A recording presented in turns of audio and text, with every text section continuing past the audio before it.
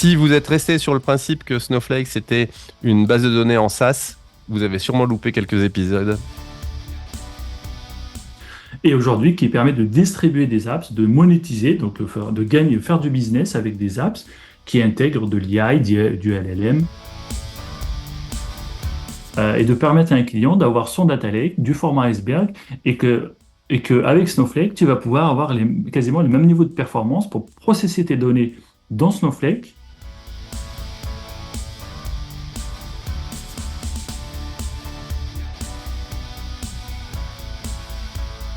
Ce podcast est possible grâce à ses contributeurs et animateurs, mais aussi aux sociétés qui le sponsorisent. Sérénité qui vous accompagne pour concevoir, industrialiser ou automatiser vos plateformes. Écrivez à contact@serenité.fr. Et Datatask d'Affinitech, la plateforme pour accélérer vos data lakes et data labs.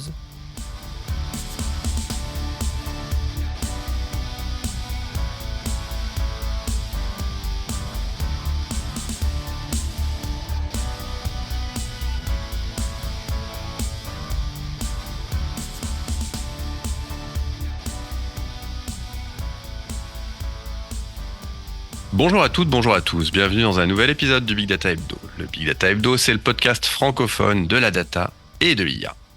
Le Big Data Hebdo, c'est une revue de l'actualité data et IA ou l'interview d'un invité spécial.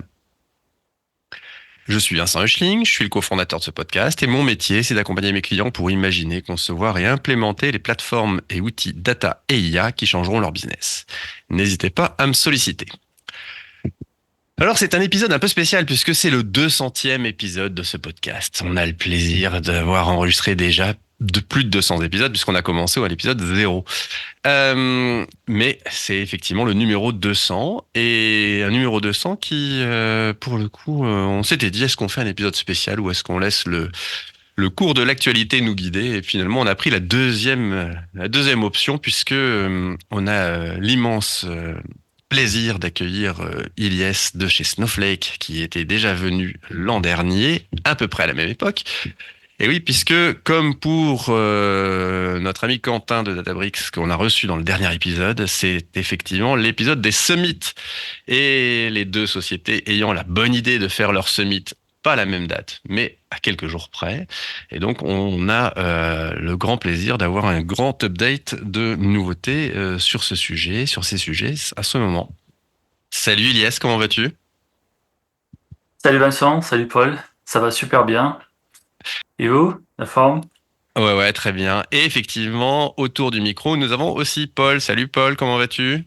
Salut Vincent, ça va très bien. Et si tu me permets de rajouter un petit propos liminaire à cet épisode, effectivement, au nom des 699 membres du Slack, des 602 abonnés de la page LinkedIn et de toutes les auditrices, les auditeurs de ces 200 épisodes-là, j'ai compté, ça doit faire à peu près 15 jours d'écoute non-stop, si vous voulez faire un binge listening de 10 ans de Big Data.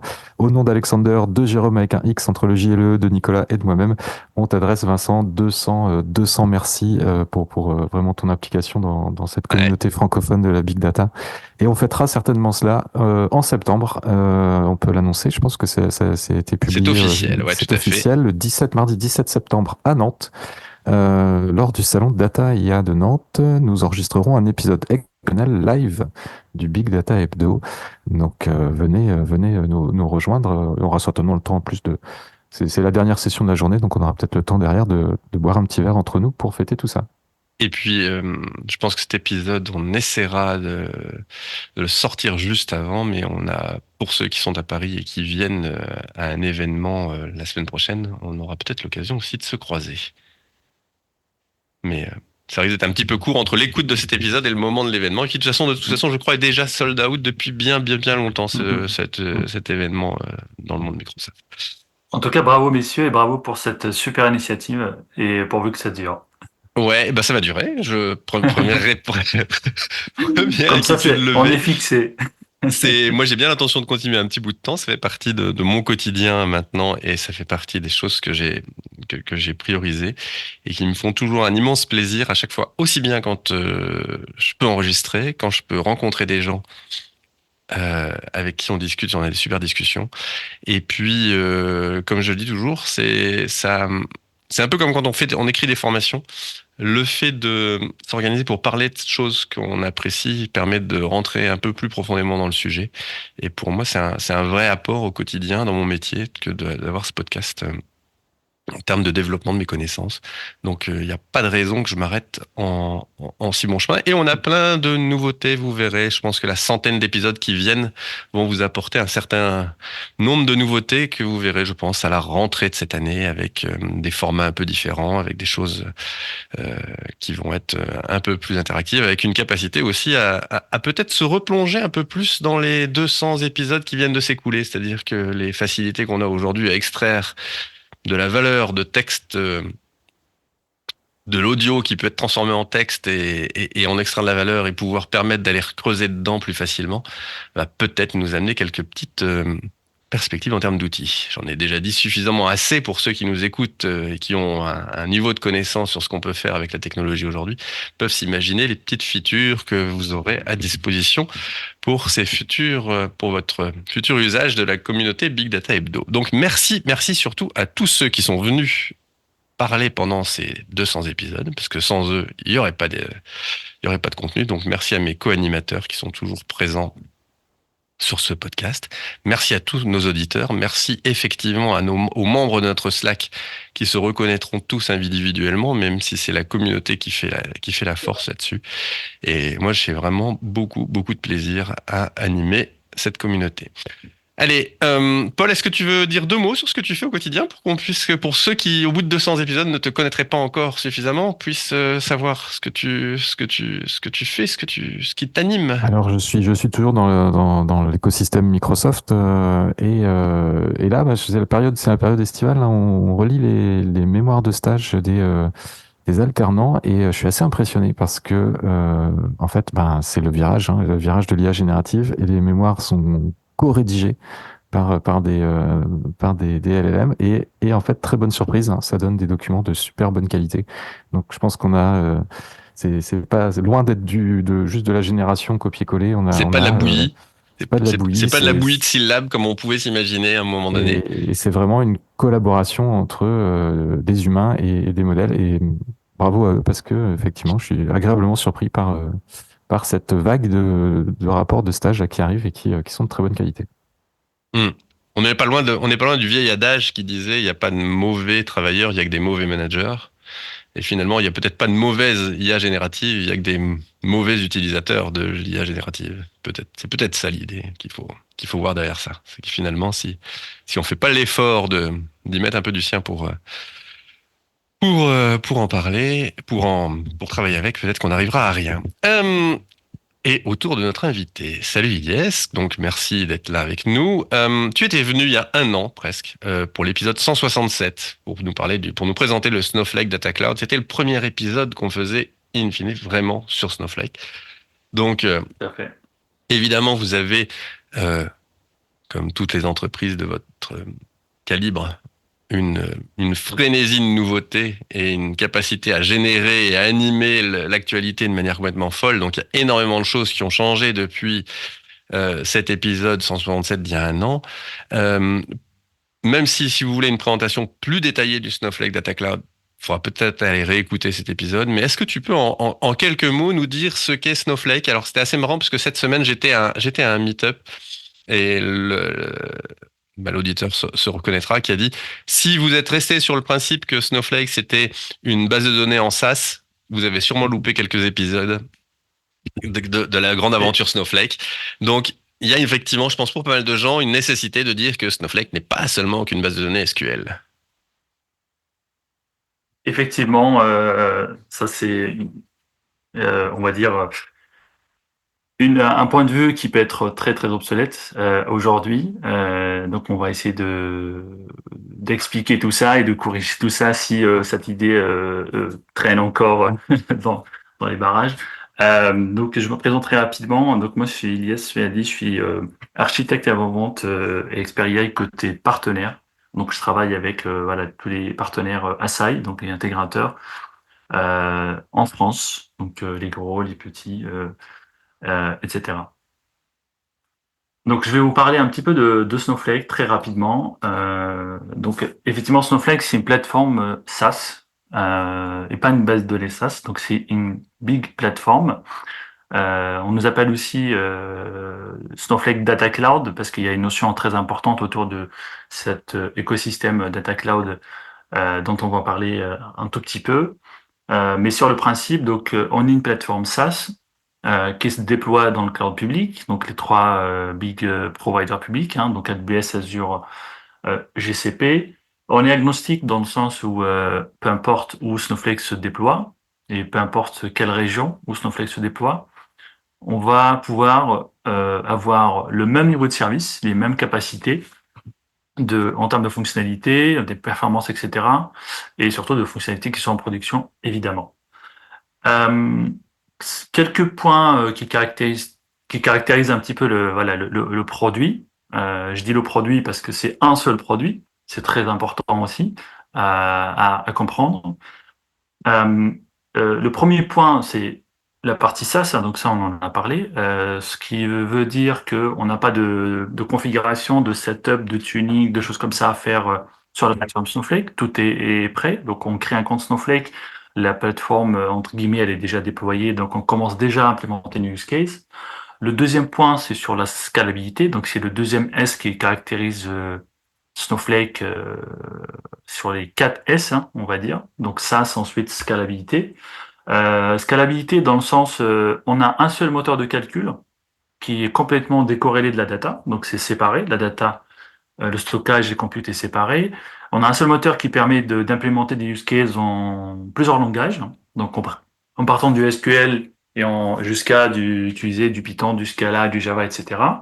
On a aussi la capacité et la simplicité de séparer les workloads et les use cases entre eux. Ça veut dire qu'on peut créer des instances, assigner des instances à des use cases, à des directions métiers, à des groupes de travail, on va dire, de manière complètement indépendante. Et ça nous permet aussi de gérer la partie finance beaucoup plus facilement. Et donc, les clients, ils sont contents parce qu'ils savent combien telle équipe, telle entité, telle direction métier a consommé, sur quelle période, etc. Donc, au niveau gestion des coûts, etc. en interne, dans une grande organisation, ça a beaucoup de valeur et ça apporte beaucoup pour les clients. Donc, vous l'avez compris, le troisième S, c'est la simplicité, de par, on va dire, la plateforme qui est déjà SaaS et qui finalement n'a pas besoin d'être expert sur les plateformes au niveau technique, au niveau réseau, au niveau cluster, au niveau machine, etc. pour pouvoir implémenter des choses. Et enfin, la sécurité qui est extrêmement importante, qui fait partie de l'ADN de la plateforme. Donc la sécurité va avec la gouvernance, évidemment, où on apporte une solution, on va dire clé en main, qui embarque des niveaux de sécurité, des niveaux de fonctionnalité qui sont extrêmement pointus. Au niveau de la gouvernance, par exemple, en partant de gérer des rôles qui vont accéder à des données, enfin qui vont gérer l'accès à la donnée en tout cas, jusqu'à un niveau de granularité extrêmement fin. Ça descend jusqu'au niveau des lignes, des colonnes, avec des règles, des policies, ce qu'on appelle les policies, des règles de gestion, etc., pour contrôler l'accès à la donnée. Et je terminerai par deux petits points sur la présentation de Snowflake. Le premier, c'est la collaboration. Donc, c'est par le moyen de data sharing dans Snowflake qui permet à des organisations en interne ou à l'externe de partager du contenu qui peut être de la donnée, des applications, des services, des connecteurs, des choses comme ça, à l'intérieur de l'organisation ou bien à l'extérieur, et voire aller très très loin jusqu'à monétiser du contenu à travers ce qu'on appelle Snowflake Marketplace, qui est un peu notre App Store en termes de contenu. Le dernier point, c'est ce qu'on appelle le SPI. Le SPI, c'est le Snowflake Performance Index. Qu'est-ce que ça veut dire?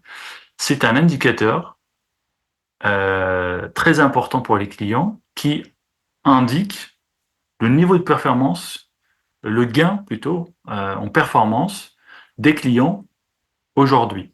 Donc, c'est une analyse des mêmes requêtes qui s'exécutent dans le passé. Donc là, on a un chiffre de 27% versus il y a à peu près 2 ans. Donc les mêmes requêtes, donc les mêmes use cases aujourd'hui pour les clients coûtent 27% moins cher, ce qui leur permet d'investir cet argent dans de nouveaux use cases. Donc ça aussi, c'est la promesse de Snowflake au niveau de la performance, même si notre modèle est basé sur la consommation. C'est quoi? C'est uniquement dû au fait que les warehouses fournissent pour la même quantité de CPU bilés beaucoup plus de puissance, ou c'est dû au fait que des mécaniques sous-jacentes comme les IOPS sur le stockage et des choses comme ça sont plus performantes? En fait, c'est des optimisations au niveau du soft. Donc, c'est pas au niveau du matériel. Le matériel, on va dire, c'est on n'a pas changé le sizing de nos instances qu'on appelle les virtual warehouse, c'est les mêmes. Donc, si je te prends un exemple, le même use case avec un virtual warehouse de taille XS par exemple va te coûter en moyenne, évidemment, hein, je parle bien de moyenne, 27% moins cher, sans D'accord. aucune action de la part du client. Donc les mêmes instances, le même use case, il a aucune action de son côté, il va juste, on va dire, se rendre compte en Mm. moyenne qu'il a gagné en TCO environ 27% et qu'il peut récupérer de l'argent qu'il peut investir dans de nouveaux use cases.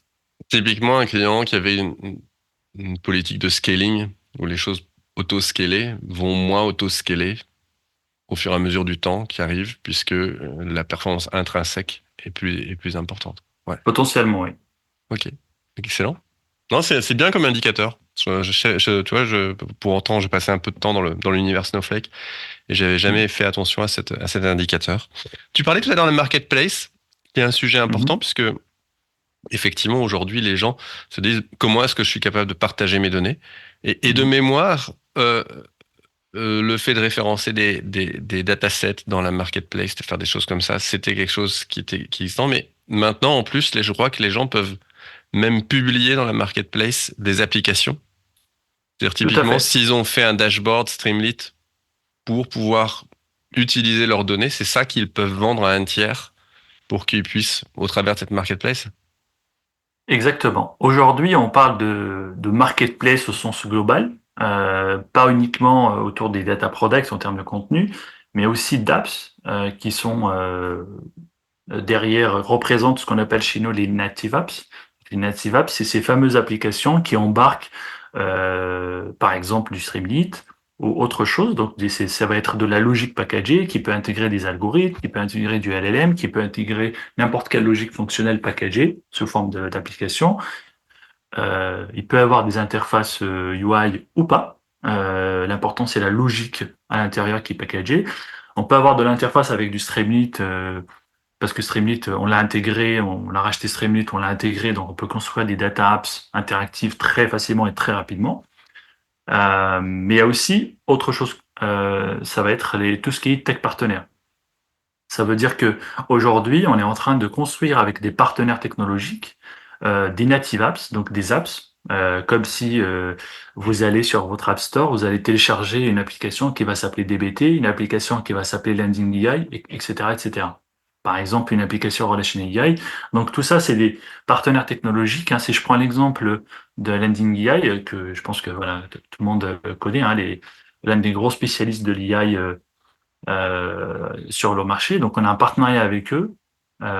Et aujourd'hui, on a une native apps, donc on a une application dans la marketplace, Landing AI, que les clients Snowflake peuvent aller quelque part setuper ou installer entre guillemets dans leur environnement pour pouvoir travailler avec du Landing AI. De la même manière, on a le même exemple avec un DBT. Donc, vous imaginez la possibilité de pouvoir avoir du DBT à partir d'une espèce de marketplace, comme une application sur un App Store. Et en quelques clics, on a du DBT qui tourne sur Snowflake et qui consomme des données dans Snowflake. Donc finalement, on reste dans la stratégie, dans la vision de Snowflake qui est de dire, comme toujours, hein, on ramène l'intelligence, on ramène le compute, tout ce qu'on a besoin de faire comme capacité, on les crée, on les ramène près de la donnée et on fait jamais l'inverse, à savoir sortir de la donnée de la plateforme pour faire des choses à l'extérieur, parce que ça va avoir des conséquences au niveau de la sécurité et de la gouvernance. Ok, excellent. Excellent. Non, mais c'est super cette idée de se dire à un moment donné, on ne dépend pas d'un tiers qui s'exécute à l'extérieur, mais qu'on est capable d'intégrer la propriété intellectuelle du tiers et de la faire tourner à l'intérieur de ce world garden qu'on a pu constituer dans son compte Snowflake. Et ça, c'est vraiment un sujet qui a aidé énormément de choses de ce point de vue-là, quoi. Exactement. Et en fait, de par on va dire, l'architecture de cette plateforme et son ADN depuis le début, qui est axé sur la sécurité et la gouvernance, donc qui font que on a des fondations data solides. On, on- on a pu, on va dire, initier ce concept en 2018 de collaboration, de data sharing, qui découle aujourd'hui sur du sharing plus que de la data autour des apps, et aujourd'hui qui permet de distribuer des apps, de monétiser, donc de gagner, faire du business avec des apps qui intègrent de l'IA, du LLM, etc., etc. Et ça fait partie des gros moyens, on va dire, révolutionnaires pour distribuer de l'intelligence, distribuer des applications qui intègrent de la GenAI au sein d'une organisation ou bien vers l'extérieur. On reviendra sur ces mots magiques que tu viens de prononcer, qui sont GenAI et tout ça un peu plus tard. Mais évidemment, il y a eu, pour ceux qui ont écouté le précédent épisode, il y a eu petit drama autour des sujets notamment de format de format de fichiers data lake et de catalogue. Et je te propose qu'on commence par cette rétrospective de votre summit qui s'est tenu à San Francisco. Tu as une idée de combien de personnes il y avait? Puisque c'est toujours des trucs, c'est la capacité de vos tailles d'entreprise à réunir votre clientèle pour des événements comme ça, moi, est toujours un truc qui m'époustoufle au dernier degré, quoi. C'est fou, quoi. Complètement. C'est un événement très impressionnant parce que c'est une immersion totale, hein. Je pense que le vivre au moins une fois, j'ai pas eu l'occasion jusqu'à aujourd'hui, parce que c'est pas très longtemps que je fais que ça fait 2 ans d'ailleurs, mais pas beaucoup par rapport à certains. C'est voilà, c'est une immersion totale, surtout qu'on est passionné, c'est juste époustouflant. Et donc l'événement regroupe environ 15 000 people, dont des clients, des partenaires SI, des partenaires technologiques, des prospects, etc. Donc on a tout l'écosystème Data Cloud qui se compose de clients, de partenaires SI, de partenaires technologiques, etc., etc., où il y a du tout. On fait des ateliers, il y a des échanges avec des clients, il y a des retours d'expérience, on fait des labs, on met les mains dedans, on implémente des use cases autour de plein de sujets, dont la GenAI évidemment, le machine learning et compagnie. Et tout, on a un nombre de jours limité, donc en fait on s'arrête pas, on n'a pas envie de dormir quand on va là-bas, on a juste envie d'apprendre et de faire le maximum de choses possibles. Et puis d'accéder à des gens auxquels on n'accéderait pas le reste du temps, Exactement, ouais. qui est Parce que l'énorme tout le intérêt de ce board, genre de choses, tout quoi. à fait, ouais. Tout le board, finalement, le CEO, le directeur produit, les fondateurs, présidents du produit et compagnie, ils sont sur place, ils font des pitchs, ils présentent énormément de choses, ils rencontrent les partenaires, ils rencontrent les clients, et ça fait évidemment extrêmement, on va dire, plaisir à nos clients, à nos partenaires.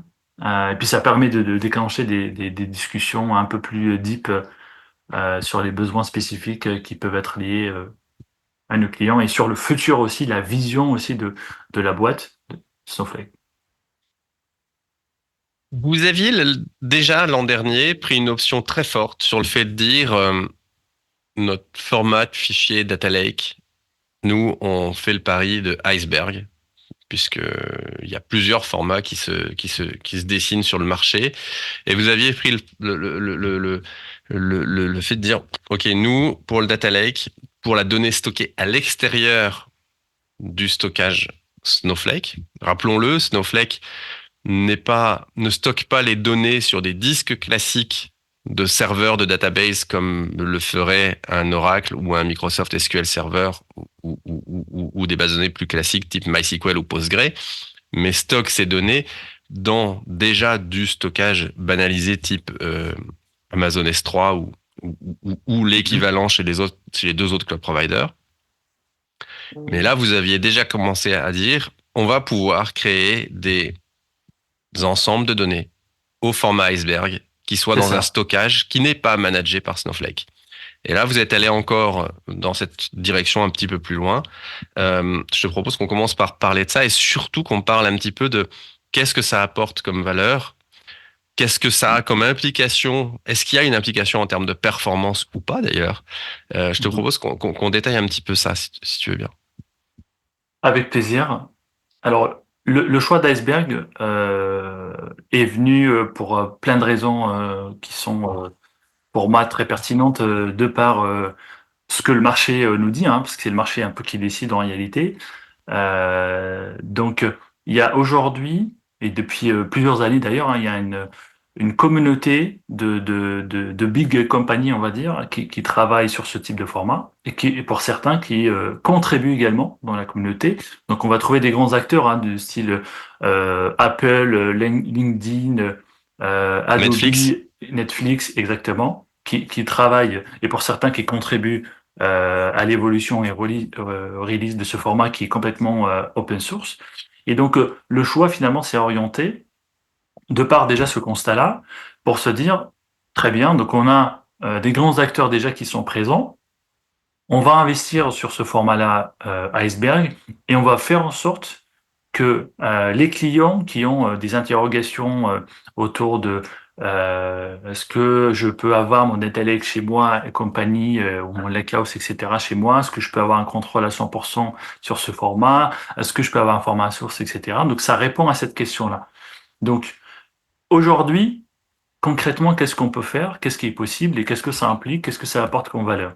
Aujourd'hui, on a la possibilité pour un client d'utiliser un format open source, donc ce format open source qui est Iceberg, au lieu d'utiliser le format native Snowflake qui s'appelle Flocon de neige, et on a la possibilité de stocker les données du client, soit dans la plateforme, soit chez lui. Quand je dis chez lui, c'est dans son data lake, dans son stockage, qui peut être du S3, du bloc, du GCS et compagnie.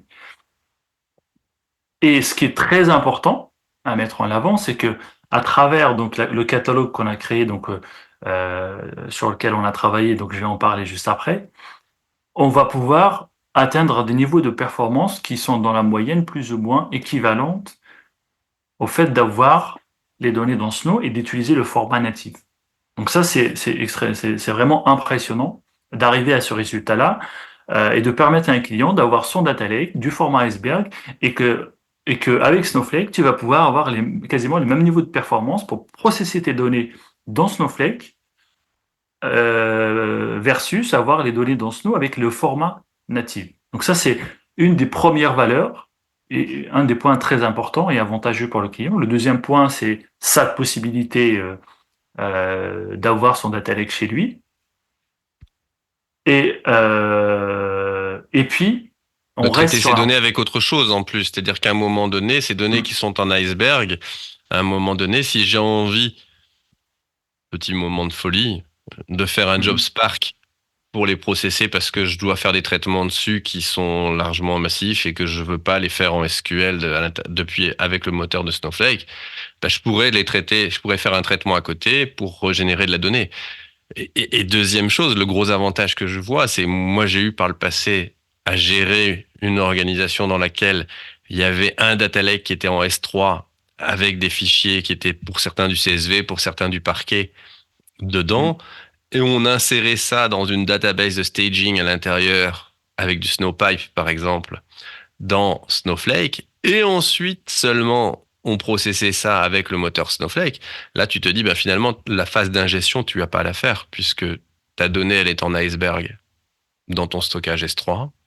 exactement. Tu Ça te veut dire branches que dessus comme si c'était une ouais, database classique c'est et on n'en ça. parle plus, quoi. Voilà. C'est ça, c'est exactement ça. C'est-à-dire qu'on bypass une étape où il y a peu besoin de penser à faire de l'ingestion dans Snowflake, parce que déjà Snowflake fait une abstraction de cette étape et peut déjà aller chercher la donnée, les processer avec les virtual warehouse et avoir un niveau de performance qui est déjà extrêmement élevé et équivalent en moyenne par rapport à ce que je disais sur le format sur le format natif. Donc ça, c'est important. Et tu parlais de la possibilité de processer les données directement depuis Data Lake via une autre solution. Effectivement, ça, c'est un peu l'ouverture possible pour le client, sachant que, évidemment, il va pouvoir le faire, hein, s'il veut faire du programmatique, il veut faire du Python et compagnie, il va pouvoir faire ça avec du Snowpark dans Snowflake et toujours avoir voilà, le même niveau de performance. Mais en tout cas, ça lui ouvre le champ des possibles s'il veut pas que les données soient complètement dans Snowflake, mais avoir des performances de Snowflake.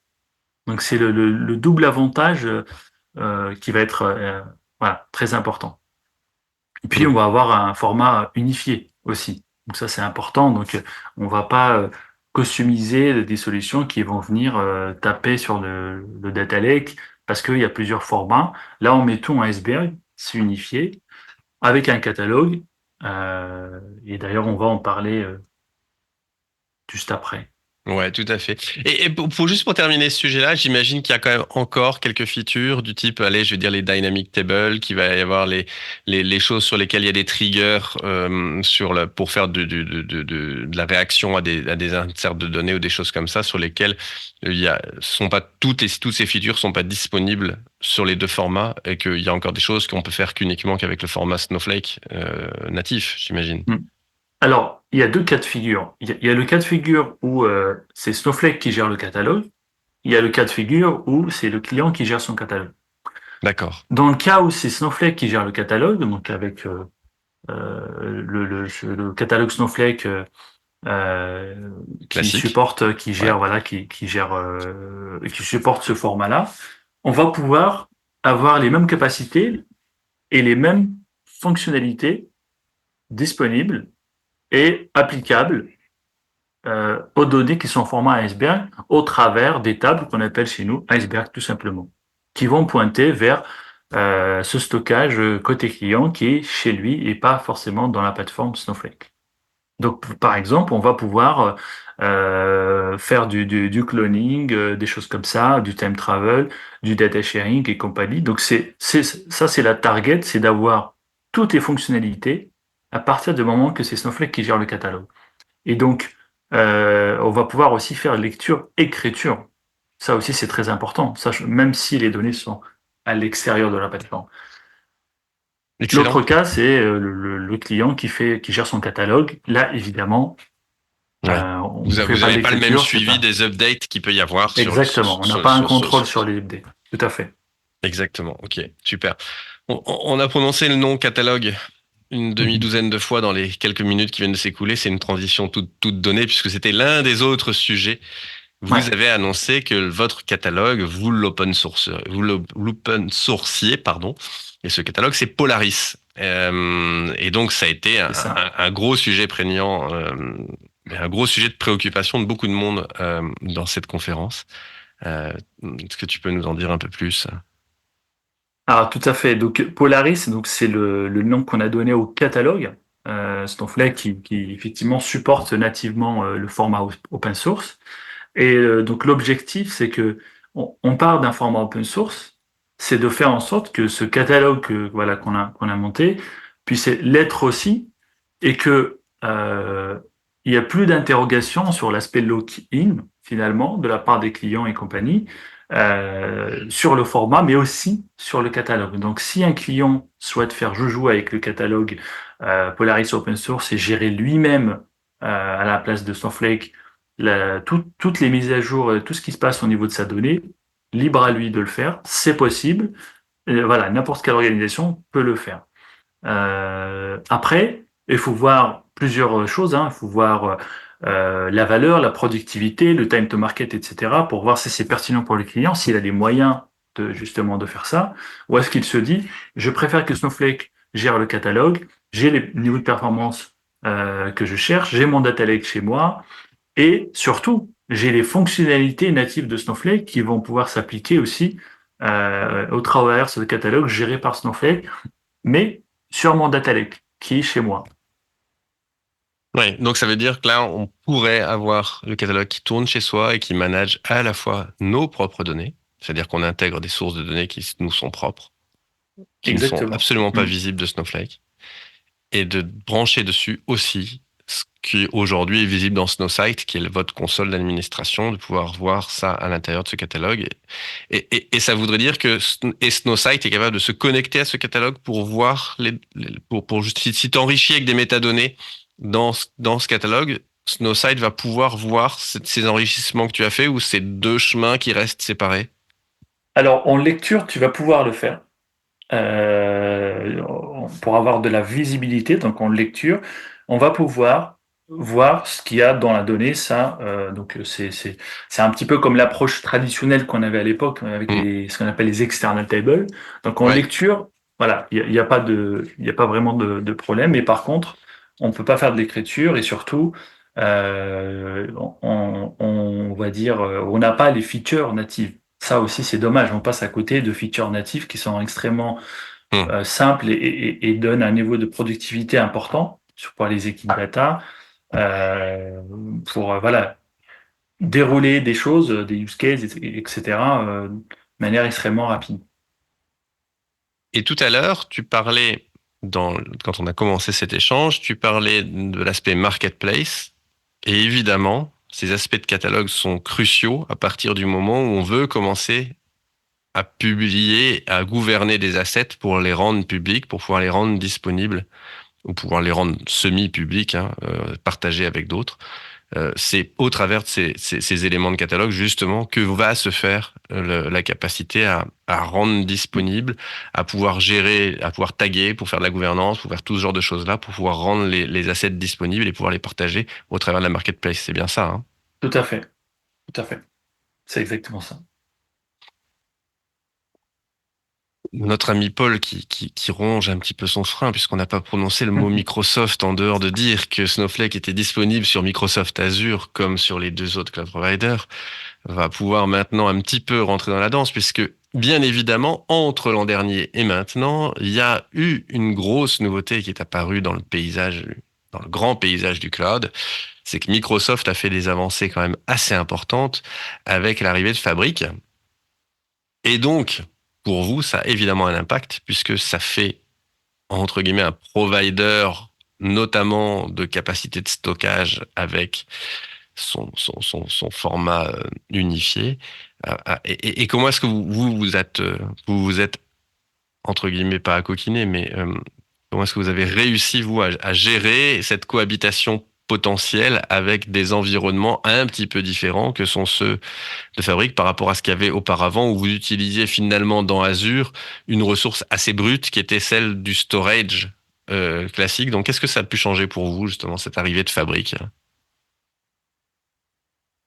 Alors, il y a effectivement une annonce extrêmement importante qui va en dire long sur le futur du partenariat avec Microsoft et qui, je pense, va avoir un impact stratégique, mais aussi il va y avoir pas mal de considérations à avoir sur le futur quand on va considérer justement Snowflake et Microsoft Azure.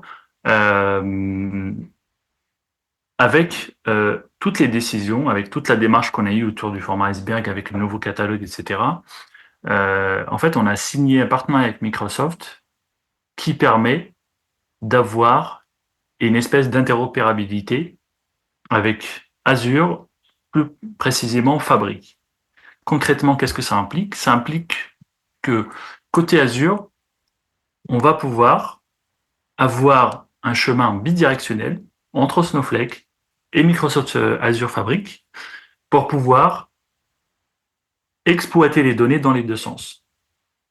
Et ça en se basant évidemment sur le format iceberg. Donc ça fait partie de la continuité de l'histoire d'iceberg qui va permettre, en setupant, on va dire, des objets, des tables dans Snowflake, choisir comme source, donc c'est exactement comme ça que ça fonctionne, hein, comme source de données, en plus des trois providers hein, qu'on a cités plusieurs fois, une quatrième source qui s'appelle Microsoft Fabric. Et concrètement, on va pouvoir consommer les données qui sont stockées dans Fabric à partir de Snowflake et le format de stockage va se baser sur de l'iceberg. Et donc c'est bidirectionnel. Sachant que dans Fabric, hein, le stockage, c'est ce qu'on appelle le One Lake, lui-même basé sur Delta. Donc, ça veut dire qu'on a une conversion qui va se faire. Tout à fait. Alors, on a, je ne sais pas si tout le monde connaît le programme Apache Xtable. Donc, c'est un programme qui vise à justement à avoir de l'interopérabilité entre les différents formats. Donc, il y a trois formats importants. Donc, on a le format iceberg évidemment, Delta et UDI. Donc, c'est les 3 formats qui sont supportés par le programme Apache Xtable et qui va faire, en fait, finalement, une espèce d'abstraction de ces formats-là pour faire en sorte que on ait une couche qui permet de consommer les données dans les deux sens. Donc, concrètement, les données dans Fabric vont rester sur le format initial, donc par exemple le delta, et nous, côté Snowflake, on va créer des tables iceberg, Ouais. et quand on va créer des tables iceberg avec une source de données Fabric, ben, le Xtable rentre en jeu et permet de faire justement cette espèce de conversion et avoir l'interopérabilité et l'aspect bidirectionnel entre les deux sources. C'est-à-dire elles ne seront pas dupliquées, les données ne seront pas dupliquées, mais ce sera vraiment un proxy qui offrira une interface commune, quoi, entre guillemets. Exactement. Il va faire le pont entre guillemets entre voilà le One Lake avec Delta et la partie Snowflake avec Iceberg. Et ça, c'est en quelques clics, hein. C'est vraiment une 4e source de données pour Snowflake, un 4e provider, si vous voulez, qui s'appelle Microsoft Fabric, tout simplement. Alors, moi, ce qui m'inquiète toujours un petit peu quand on commence à mettre comme ça des outils qui a priori se positionnent comme secteur de fonctionnalité, c'est qu'on soit en bifacturation. Tu vois, on fait du bidirectionnel, mais est-ce qu'on fait pas de la bifacturation aussi à la fin?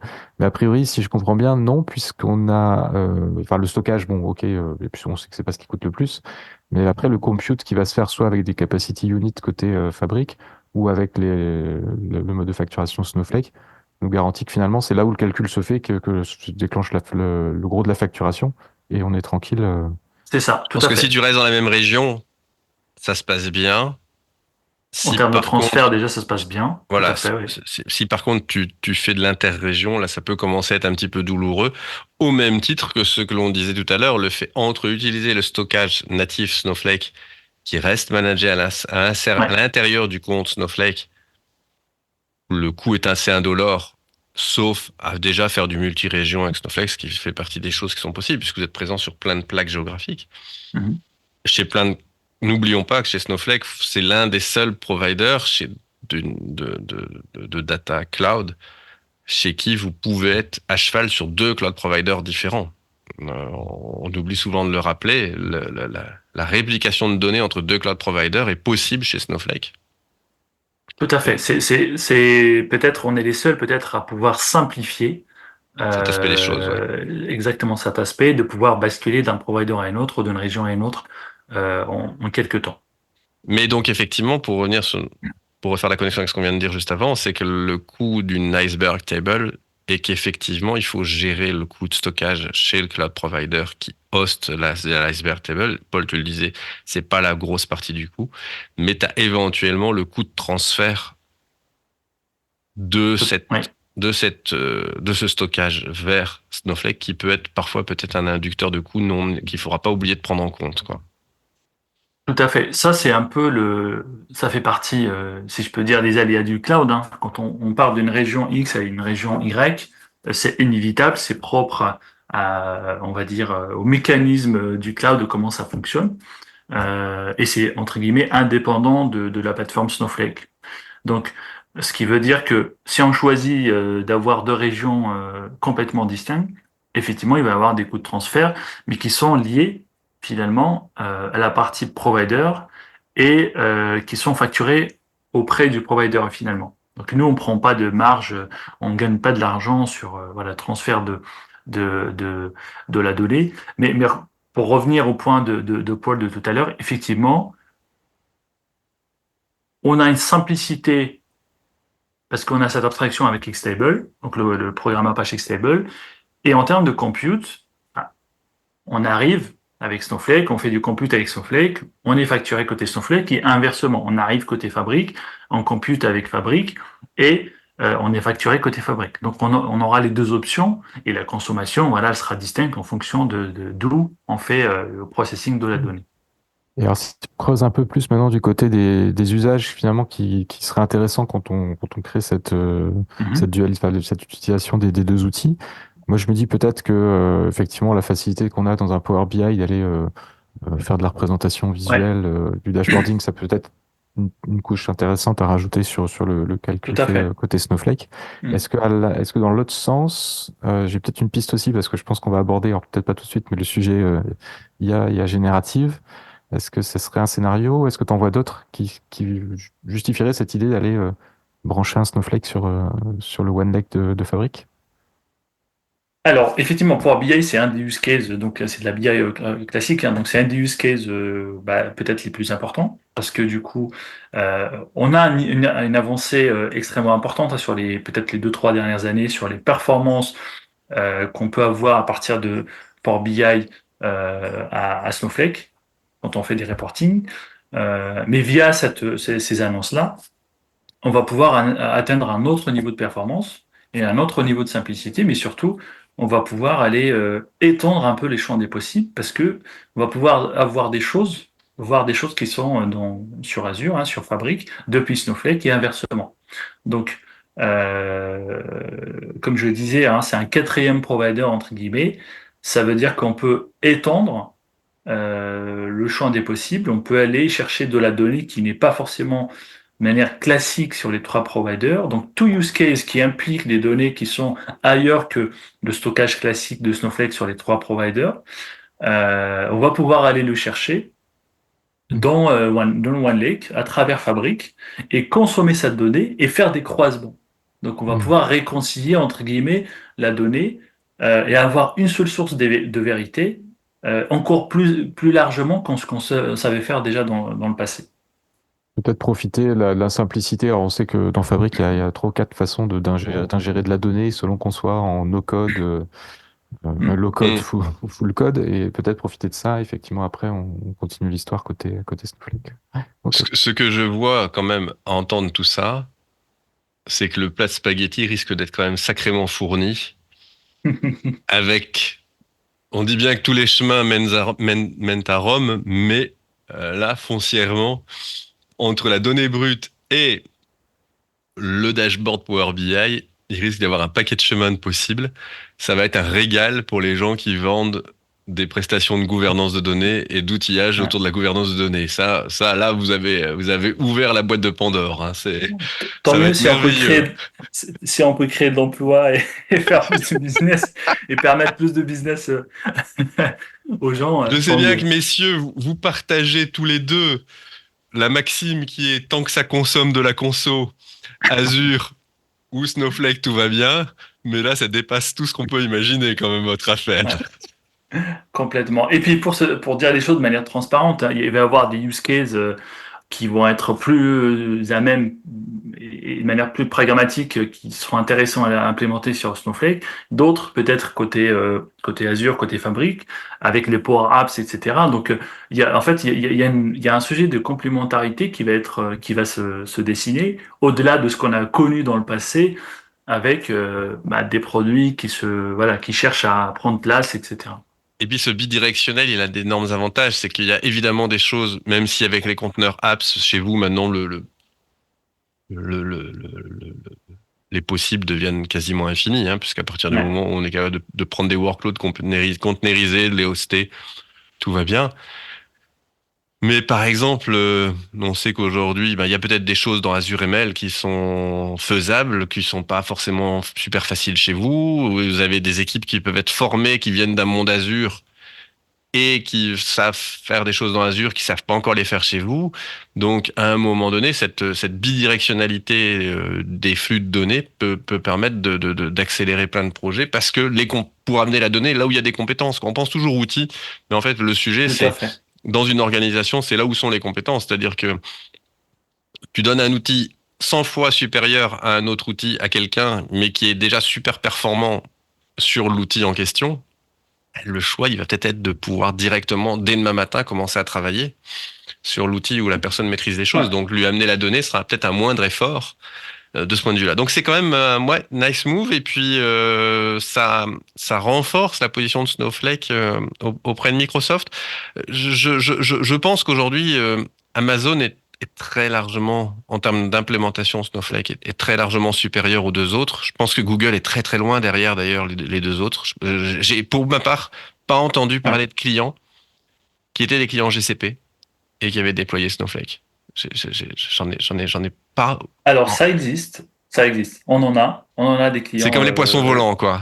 Ça existe, mais c'est pas la majorité de l'espèce, quoi. C'est pas effectivement la majorité, mais on a vraiment des clients qui ont trouvé un intérêt, qui ont vu la valeur de Snowflake pour un certain nombre de cas d'usage, même si ils avaient voilà toute la stack GCP à BigQuery, portée une de main. intégration avec BigQuery qui sera toujours supérieure à celle que vous pouvez avoir dans cet environnement.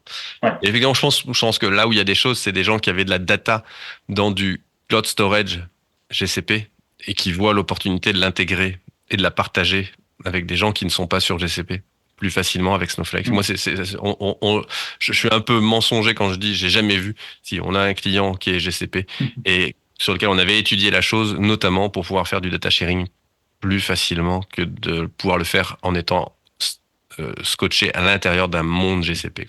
Voilà. Et d'ailleurs, ça s'est matérialisé, ce rapprochement et cette collaboration avec Microsoft, puisque tu nous as dit en préambule de cet épisode qu'il y avait eu récemment, mi-juin, le 19 juin, un événement chez Microsoft où vous avez fait un Dev Days avec les gens de Microsoft, donc ce qui est généralement un signe quand on commence à faire rentrer un produit dans la communication à destination des développeurs chez Microsoft, c'est que le truc est bien embarqué, quoi, normalement. Voilà. C'est ça.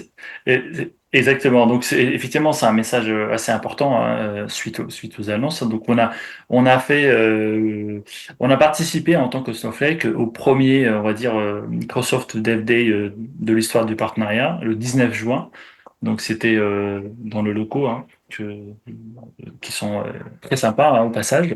Ouais. Une très belle salle avec une très belle vue sur Paris, sur la Seine, etc. Où on a convié un certain nombre de clients et de partenaires aussi, où on a partagé un moment super convivial. On a parlé justement d'intégration avec Fabric, mais aussi on a parlé d'autres choses, des autres intégrations autour de la partie ML. On a fait un peu de lab ensemble. On a parlé aussi de la partie GenAI avec OpenAI, etc. Comment on peut faire de l'OpenAI à partir de Snowflake, comment on peut faire du ML à partir de Snowflake et de Azure, etc., etc. Donc, on a traité quelques use cases autour de ces capacités.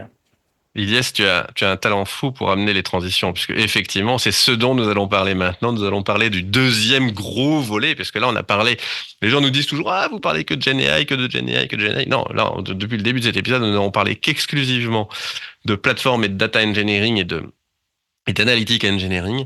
Et donc maintenant, on va parler un petit peu de ML et de GenAI, puisque c'est quand même un gros volet. C'est-à-dire que justement, tu disais en préambule, on reprenait ce sujet ça n'est pas que une base SQL managée.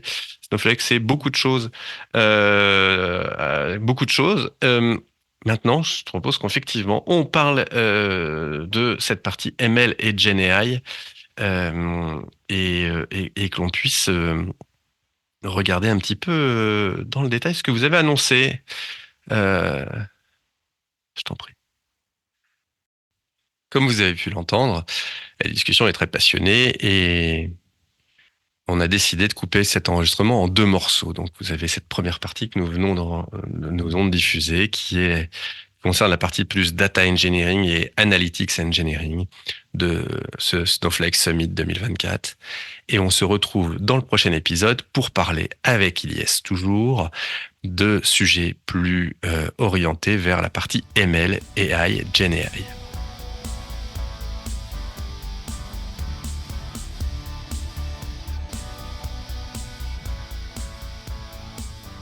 Merci d'avoir écouté ce Big Data Hebdo jusqu'au bout. On vous serait reconnaissant de nous noter sur vos apps de podcast et d'abonner 2 de vos amis.